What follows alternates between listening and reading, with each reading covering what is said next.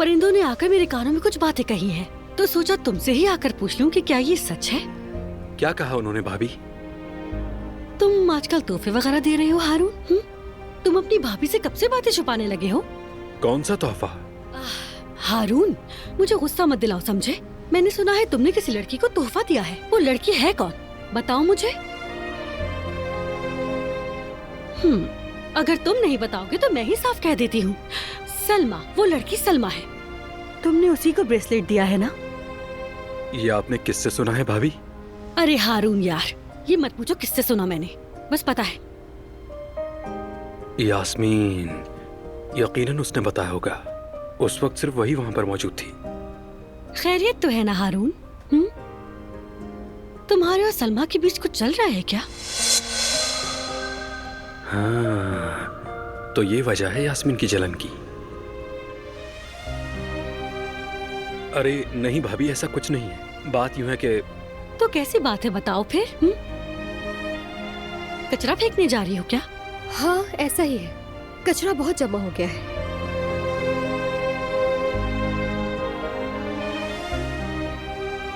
मुझे ये मामला सुलझाना होगा।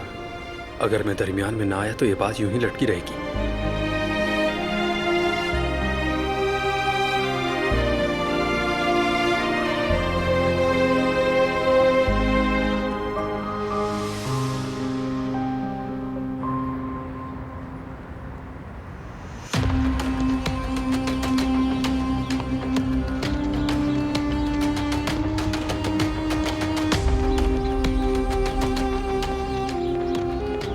क्या हुआ शाहिद?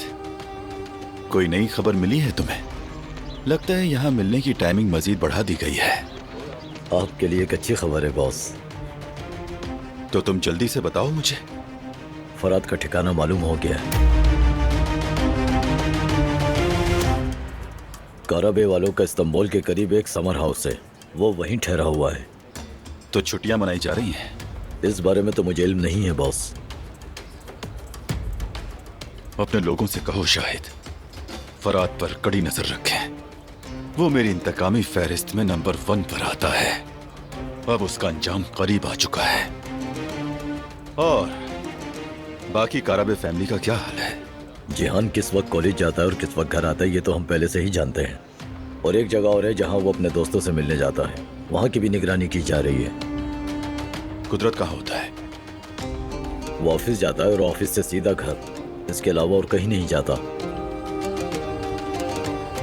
और बड़ा शिकार? वो कंपनी, फैक्ट्री और घर के दरमियान ही घूमता रहता है, और अगर जरूरत पड़े तो बाहर मीटिंग वगैरह में चला जाता है। चलो ठीक है शाहिद, वो भी हमारे लिए खास है। ध्यान रहे कि उस बड़े शिकार को हम पर शक ना हो, और बाकी लोगों से ज्यादा तुमने बारहान पर नजर रखनी है। आप फिक्र ना करें बॉस, मैं सब संभाल लूंगा। गुड है।